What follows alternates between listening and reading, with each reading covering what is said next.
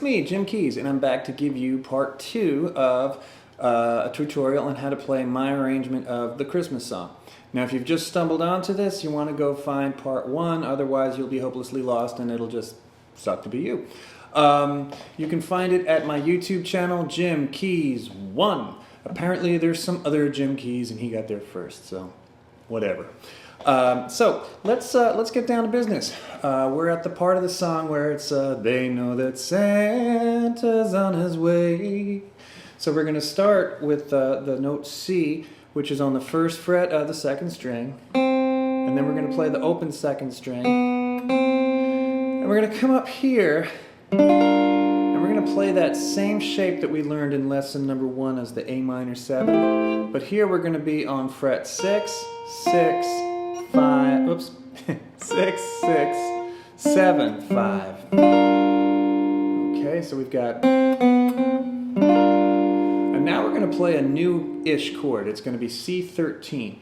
You're going to bar the first 5 strings of the 3rd fret, and then you're going to cover strings 1 and 2 on the 5th fret. You're going to play the 5th string by itself, and then play strings 1, 2, and 3. Lift off your pinky, put your pinky onto the 6th fret of the 2nd string, and then you're going to play a G minor 7. And we learned that shape also in the last lesson. So let me do that again. C13. Is that making sense? Good, because our next chord is going to be C7 flat 9. And that's a pretty straightforward chord also. You're going to bar strings 2, 3, and 4 on the 2nd fret as though you're playing an open A chord. And then you're going to put your ring finger on the 3rd fret of the 3rd string and your middle finger on the 3rd fret of the 5th string, and just play the strings your fingers are on. And that is it's a flavor chord. It's not essential to the song. You got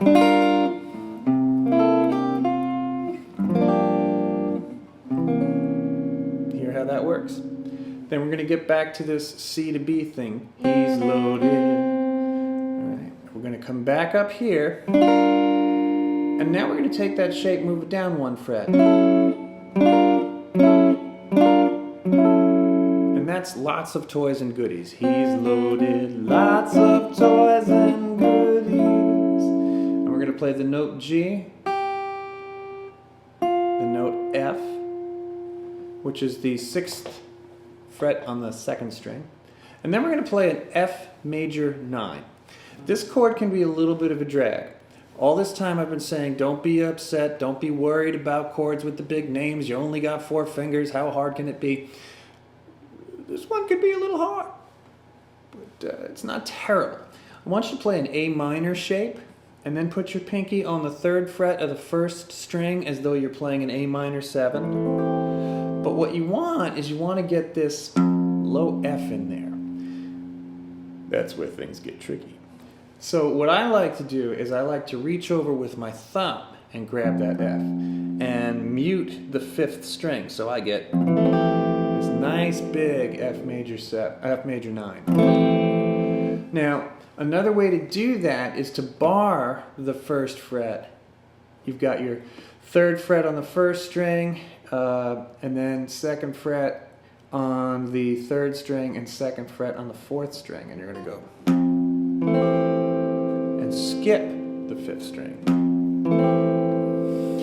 Now, if that's too difficult to do, you can play an A minor 7 right there. And let's listen to how they sound different.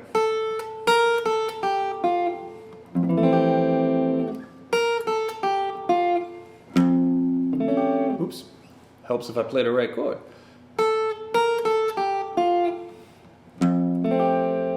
Okay, or... So you have all of those choices. And don't feel badly if you're having a hard time with that F.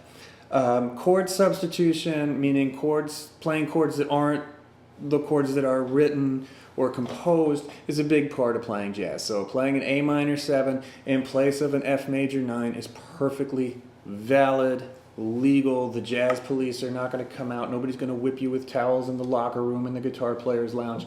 Boy, I totally lost my place. Okay, so we just played this F major 9.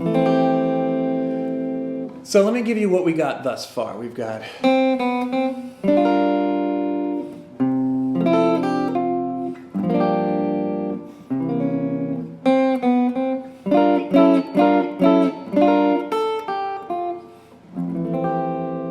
Okay, now we're up to "And Every Mother's Child," and we're going to do the same thing.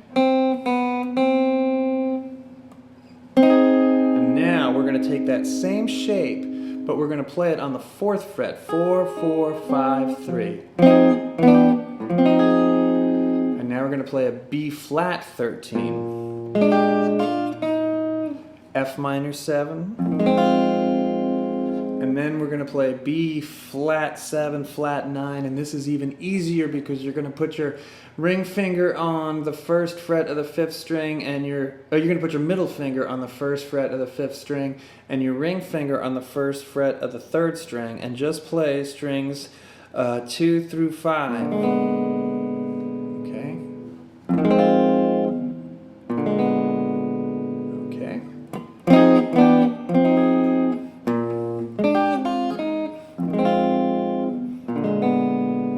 Now, I want to point something out to you here. This is an important thing. What just happened is we took the exact same phrase and brought it down a whole fret. Just brought it down 2 steps, right?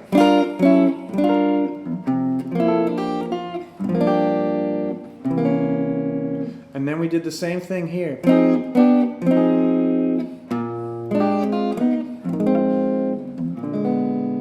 So, with that knowledge, you can start to use your ears to hear where you'll have a given phrase and it will be moved down a step or up a step, and you'll start to hear how it's the exact same thing, just in a different place on the fingerboard. So now we're up to hear if reindeer really know how to fly.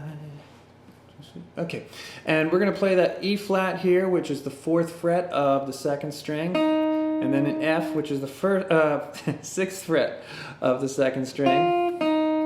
And now we're going to play an A minor 11. And we've already played that minor 11 shape in the first lesson. Way up here is a D minor 11. So now we're playing it here with your index finger on the 3rd fret and everything else on the 5th fret. So reindeer really, your melody notes on the 2nd string. Now we're going to play a D7, and we did this in the last lesson too. We took that C7 shape and we moved it all the way up here as a G, but now we're going to take that C7 shape, we're just going to move it up here as a D7. So we've got reindeer really know how to, and then we've got G major 7, and the melody note is the 2nd string. Reindeer really know how to fly. Now what I like to do here is I like to take this D shape and move it so that you're on the 2nd string. 3rd fret, 2nd string, 4th fret, and then 3rd fret of the 4th string.